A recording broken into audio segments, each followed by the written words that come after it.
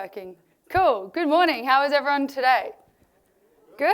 It's a great crowd here this morning. This is amazing. So thank you all for having me all the way over from Australia. So far to go, right? But today we're going to be diving a little bit into GitHub Copilot. I'll talk a little bit about AI as well and some of the applications. And we really want to just check out GitHub Copilot for you all today. Mostly I'm going to be talking about some of the features GitHub Copilot has, and if we have time, we'll talk a little bit about what's coming as well. So as Lars mentioned, I'm MishManners. I'm on the developer relations team at GitHub. That's our beautiful GitHub Octocat for our avocado team. I do have those stickers, so come and chat to me afterwards if you want a sticker. I'll put them along the stage here. So feel free to follow GitHub on pretty much every social media platform as well. We do lots of videos and TikToks and fun things. And also if you are tweeting or putting things on Threads or X or whatever it happens to be, please tag me. I love to see the photos. So I'm going to cover a couple of things today. I'll really briefly just set the scene of AI, make sure we're all on the same page of what it is. Talk a little bit about some of the applications. I believe most of you in the room have tried at least something. We'll talk about GitHub Copilot. I'll show you a demo. And I'll talk about how to get the most out of GitHub Copilot as well. And then this concept of AI pair programming, how to have good conversations with AI, and I'll talk a little bit about that when it comes to GitHub Copilot. So to set the scene today, this is the definition I really love that IBM's put out about AI, and it's using intelligence. So computers and machines are trying to leverage this kind of intelligence to mimic the problem-solving capabilities and decision-making of the human mind. So this is the definition I really like, and I think it really encompasses what AI is today. So that's the definition we're running with. Now, when it comes to artificial intelligence, I think what everyone's really excited about nowadays is this generative AI, and there's lots of different ones out there. So who's tried ChatGPT? Most people in the room almost. DALL-E for image generation. Yeah, and we've even got some different types of image generation and things in the Adobe suite now. There's just so many out there. So when it comes to programming, I'm talking about GitHub Copilot today, but it is not the only one out there. Just want to call that out straight away. So I've got a link into the resources, which I'll put up at the end. And this link gives you the top 10 AI plugins just for VS Code. So there's lots out there. GitHub Copilot isn't the only one. But today we're talking about GitHub Copilot. So who in the room has used GitHub Copilot? Quite a few people. Who hasn't tried it at all? Okay, so I'm going to show you some of the things today. Hopefully blows your mind a little bit, and hopefully you do want to go try it as well. And I'll show you where to try it for free too. So GitHub Copilot is an AI pair programmer. It's built into the editor you already know and love, and I'll talk about the editors you can use it on. And the idea of GitHub Copilot is it's helping you autocomplete, helping you synthesize either lines of code or whole functions of code. It works in various different languages, which I'll talk about in a minute, and it allows us to code faster by giving us a lot of that repetitive and mundane code. We call this AI pair programming, and this is really important, this pair programming aspect of GitHub Copilot. GitHub Copilot is designed for you to work with it to give you the type of code that is suitable to your needs. Now, some people say, well, can't I just get GitHub Copilot to create all the stuff and send it out? And I was like, well, if we wanted it to do that, we would have called it GitHub Pilot, right? It is not a pilot, it is a co-pilot. It is designed for us to work with AI. It's not a system that can go off and do its own thing. Remember, as developers, at the end of the day, it is our responsibility for the code we ship, whether we use AI to help us write the code or not. So we've got to remember that. We've got to be responsible for the code we write, even with AI. So let's look at a demo. Now, I've pre-recorded this, not doing it live. I'll tell you why in a minute. But I use VS Code. So VS Code is my editor of choice. I like using it. So for VS Code, we can find GitHub Copilot under the plugins marketplace. We find it, we install it, and then we're good to go once we authenticate with our GitHub account. So once we've done that, we can start using GitHub Copilot. Now, this is from a Twitch stream I did a little while ago, actually. I was doing some of those coding challenges, and one popped up about reversing a sentence in JavaScript, and I went mind blank. I haven't used JavaScript in ages at that point, and I was like, I don't know where to start. And the little light bulb went off in my head and I said, I have GitHub Copilot. So I turned it on and I'm writing some of the comments in my JavaScript file to give GitHub Copilot some context. So instead of just reversing a sentence, because when I wrote reverse a sentence, it gave me one line of code, which is not exactly what I want. So I'm giving it more context. So reverse a sentence, start the sentence, the new sentence with a capital. No part of the sentence has a capital unless it's at the start. And any of those punctuation marks in the original sentence, we want to put them back in. So GitHub Copilot has already suggested me to call this a function, and we're going to call it reverse sentence. So I was like, that's pretty good. I like that. Clear, succinct. It's telling me what we're trying to do. Now, as I'm coding as well, I'm adding in more comments. Being a person of science, of background, I did chemistry, I always break down problems how I would do it in a physical sense. So if someone physically gave me a sentence on a piece of paper, I think, okay, what are the steps going to be to break down this sentence? So I'm like, all right, well, let's just start. We can make the first letter of the sentence lowercase if it's not an I. I had a bunch of sentences it gave me, and it doesn't work in every case, but for this case, it worked pretty well. So you can see GitHub Copilot is suggesting to me some of the code there now. Now, you may have noticed I'm not just blindly accepting what GitHub Copilot is giving me.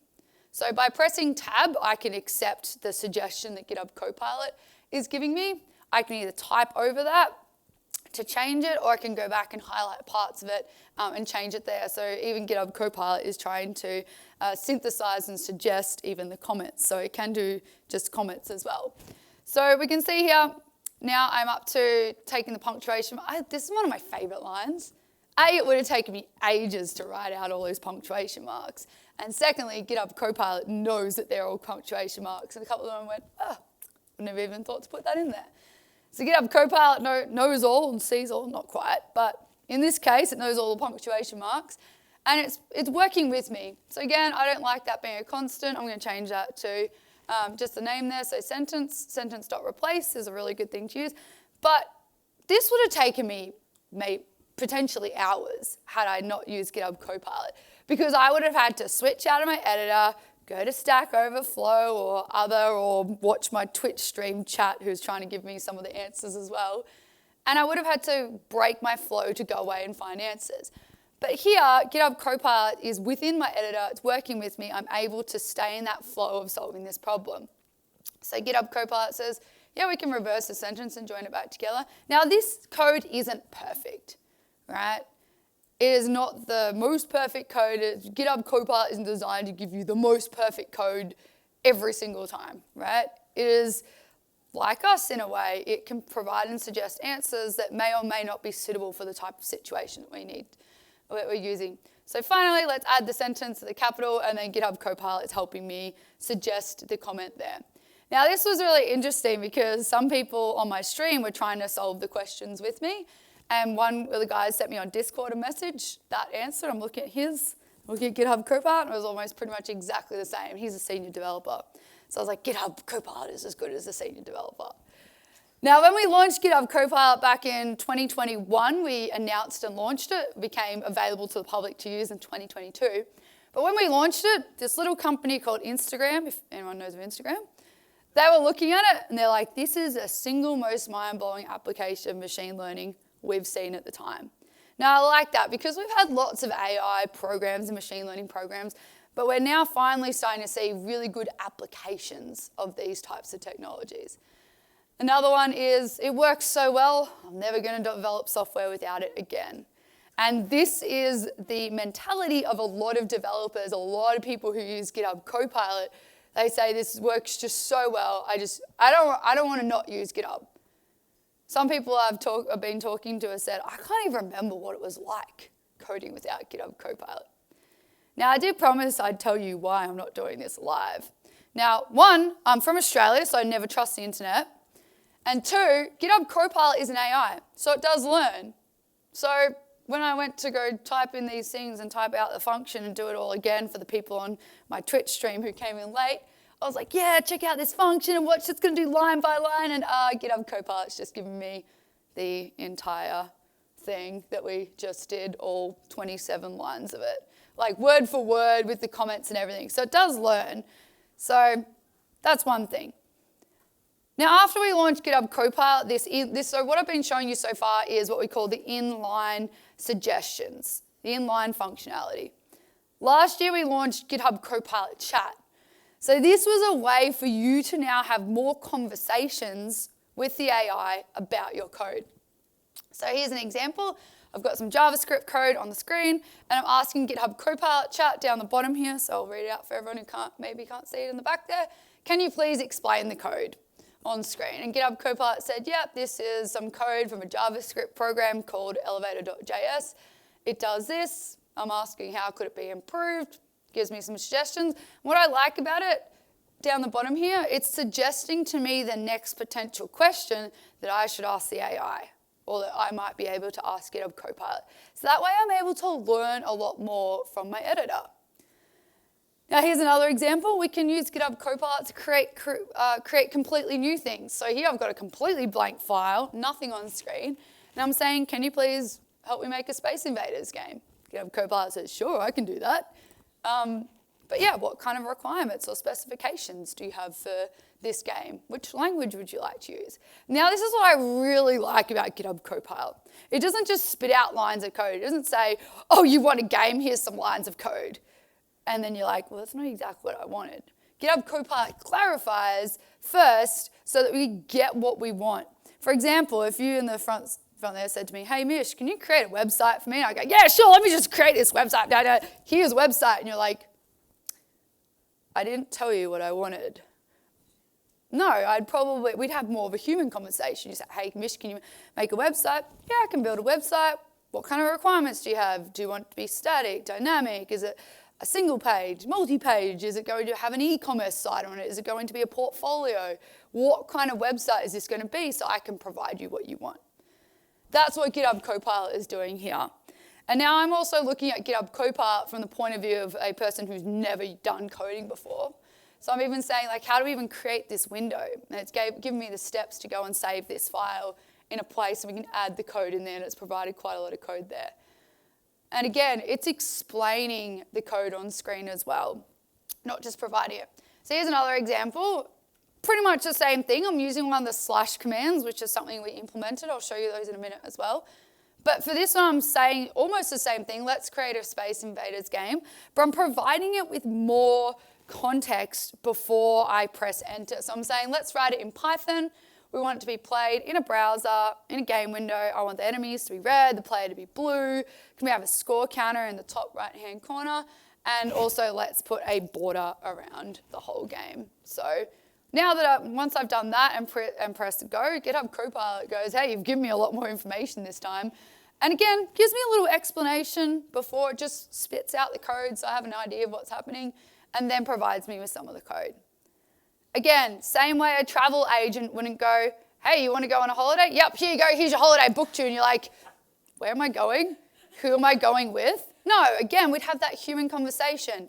Where would you like to go? Who would you like to go with? What's your budget? How long are you going for? All those kinds of things. So GitHub Copilot does that as well. We can also get GitHub Copilot to help us with other things.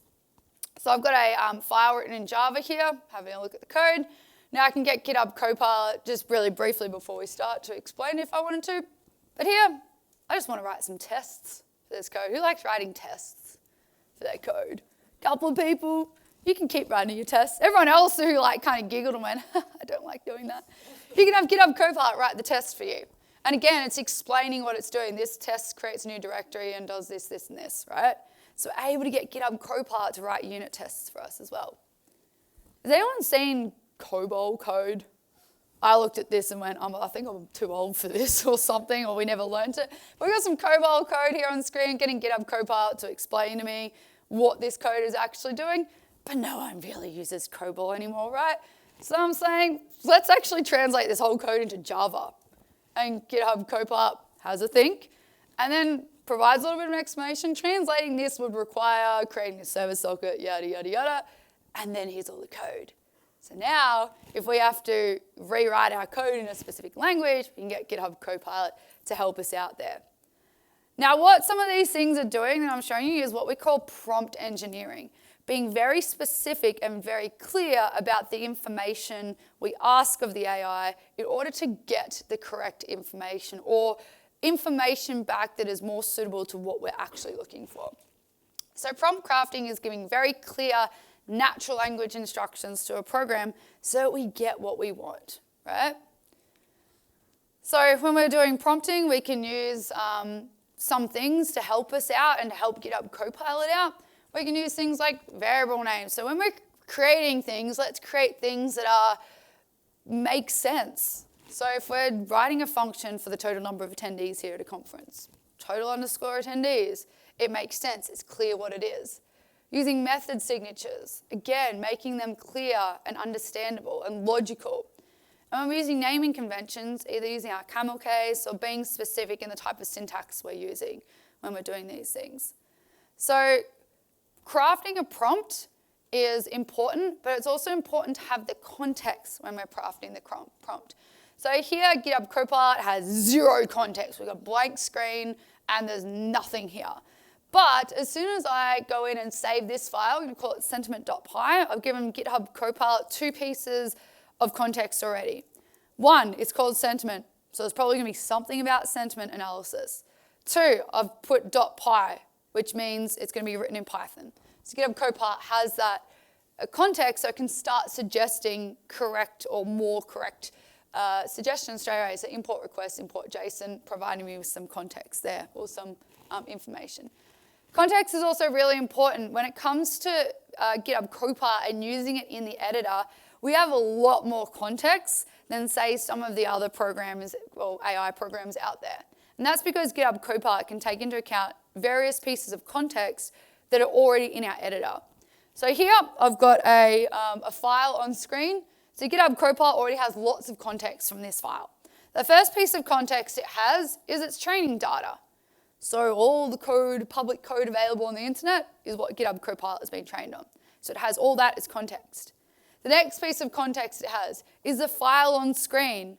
So we already know it's called build.razor. So this is a Blazor app that we've built for doing some crazy AI stuff.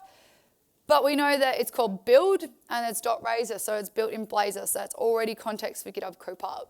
GitHub Copilot can also see all the lines of code that is in that file that's open. So that's context for it as well. I was doing some README file stuff recently and I had a bunch of different README files and I started writing something and GitHub Copilot came back with a paragraph that was almost word for word what I would write. And I'm like, it can read my mind. But it actually can't read our mind. What it is doing is looking at context of not just the open file, but the other open files in your tab. So here I've got another Razor file open, which is the index file, and I've also got a CSS file open. So if you're writing some code that may be similar to some of the other code you've written in your company before or in a project that you're doing, have those files open in your editor in tabs because GitHub Copilot can see every line of code or comment in those files, which means that's context for GitHub Copilot. Final piece of context it has is the project. Now, while I can't see the specific lines or the code that's in each file, it can see the folder structure that you've got. So when you're indexing or referencing particular files, it can reference them correctly. Because it can see your whole folder structure, it also knows the types of languages that you're writing in, because it can see those extensions.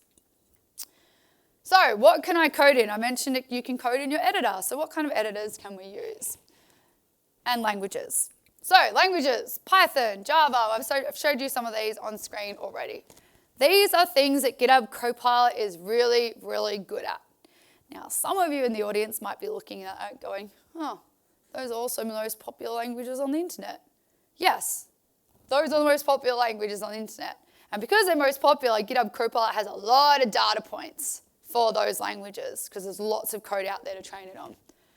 But basically, if it exists on the internet, GitHub Copilot's going to be trained on it, so it will know a little bit about it. It just might not know it as well as some of these other ones where there's lots of data points. In terms of the actual IDEs you can use, I use VS Code. We can also use Visual Studio. We can use the JetBrains IDEs, and we can use NeoVim as well. So GitHub Copilot inline functionality works in all of these things. The chat feature works in VS Code and Visual Studio, and we just released it for JetBrains as well, and we might have something about NeoVim in the future.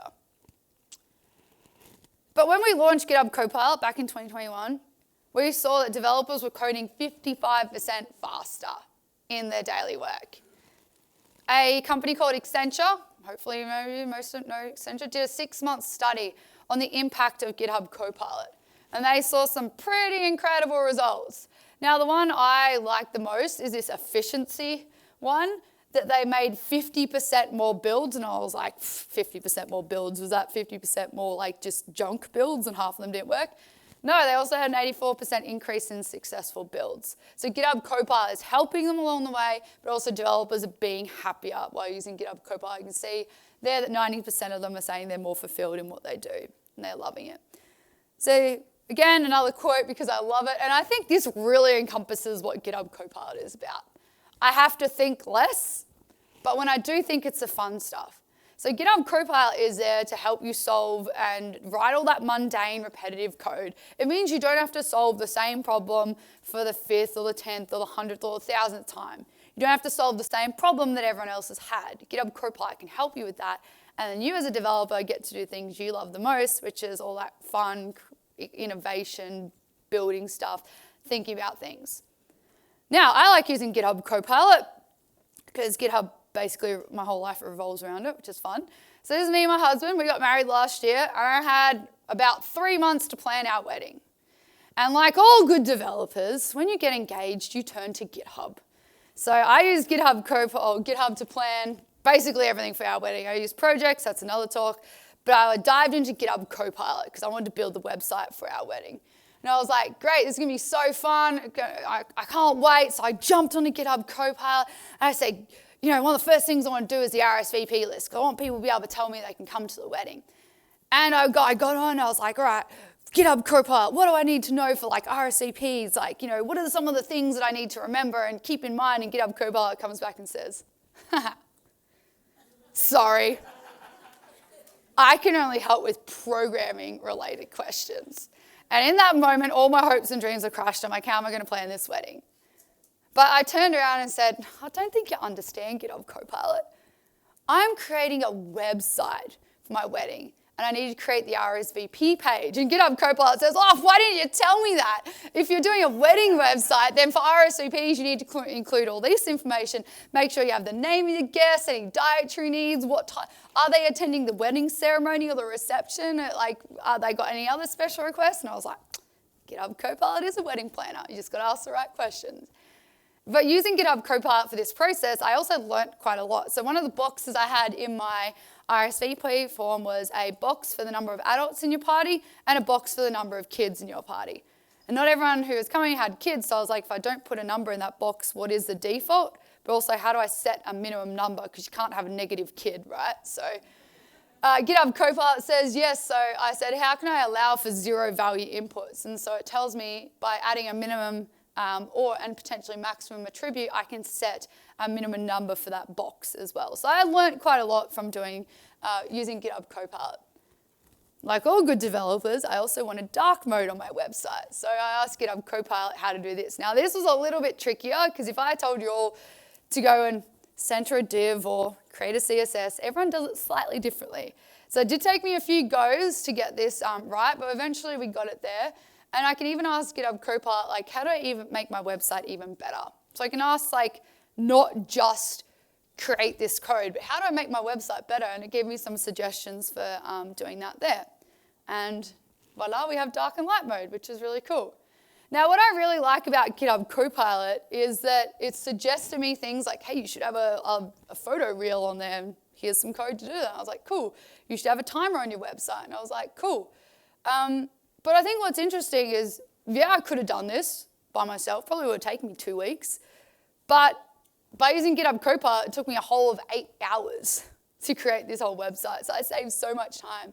And I can go further as well with it. So the other day, our YouTube video came through, or our video for our highlights reel came through, and I wanted to put that on the website. So I said, how do I do that, GitHub? And it provides me with the code. Again, an explanation, which is really what I like. I love like actually learning what the code is doing. So it provides me an explanation and then provides me that line of code as well. So who's actually using GitHub Copilot apart from me making my wedding websites and fun stuff? We now have 1.5 million developers using GitHub Copilot. So many developers are using this, they're loving it. 75% more fulfilled. That was from our original research study. We saw that Accenture found 90% more fulfilled. So as more and more people are using it, and we improve the capability of GitHub Copilot, more and more developers are loving it. 55% faster coding. I think that's really important because as developers, we need to stay in the flow of what we're doing. So in that first example, you could see I basically was able to stay in the flow and ask GitHub Copilot using comments to provide with me the code. Now that's important because as developers, if we break out of the flow, we often don't come back to stuff.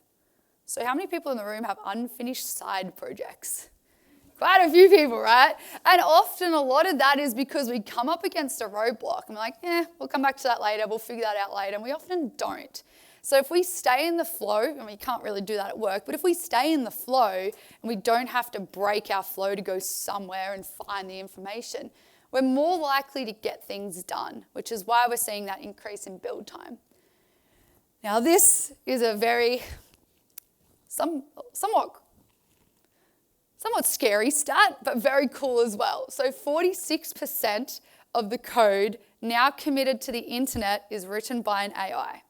GitHub Copilot or other. So almost half the code that's going on the internet now is written by artificial intelligence, which is a little bit scary, but also kind of cool. So I'm hoping that other, essentially 50% is fun, good code that we're all writing ourselves. And we now have over 50,000 organizations using GitHub Copilot for business. And our CEO has come out and said that developer AI tooling, GitHub Copilot or others, will add 1.5 trillion to the global GDP. So that's pretty cool. So last little thing I want to show you before we're almost at time, code that's already out there. So a lot of you are potentially working on proprietary code. So when you're getting suggestions from GitHub Copilot, you don't want any suggestions that may already be out there in, say, an open source repository. So I will call out firstly, this setting is on by default for GitHub Copilot for Business, and your organization controls this setting. But if you've got an individual license, you can change this yourself. So I'm on my alternative GitHub account there because I'm in GitHub, which means GitHub controls this setting for me. But if I go to settings and go to GitHub Copilot settings, I can go and have a look at the two pieces of information I can change. The first one is allow or block suggestions matching public code. So anything that matches about 150 characters, GitHub Copilot won't show you if you've got that on as block. And also allow GitHub to use code snippets for product improvements, so you can use your code as well. Again, those things are off by default by using GitHub Copilot for Business. So, but, a lot of similar code exists. There's only so many ways to solve FizzBuzz. I tried to add a contact form to my website and it started suggesting me to the code and then said, nope, that matches. And I'm like, it's a contact form. Of course it's going to match. It's all going to be almost the same. So have a think about the reasoning why you might be using that code filter. And then finally, you can code the way you like. So yes, you can use it in those 4 different editors I showed you, but we can also use it on the command line. Now it looks a little bit different to this because I recorded this pre-launch, but we can use GitHub Copilot on the command line. So I can ask it, how do I clone a repository? How do I merge a pull request? I can ask these things on the command line because we know lots of developers work in the terminal. But it's not just GitHub features I can ask about in the command line. I can also ask Git specific things like how to make a commit. And it can either help me execute that code, change the message. And because like all good developers, I know every single command on the terminal without fail. Definitely not. We can ask GitHub Copilot shell-specific or terminal-specific commands as well. So like, how do I install npm? So now we're able to use GitHub Copilot wherever we are. So GitHub Copilot is available for all those people who put up their hands who haven't tried it. It is available for 60 days for free. So I definitely would encourage you to use that. Have I got 1 minute to show at least one cool thing? -1. -1. Okay. So one cool thing. Yeah, right. If you haven't used it, go and try it. Definitely encourage you to try it. If you're in a business organization, reach out to your senior person so you can try GitHub Copilot for Business.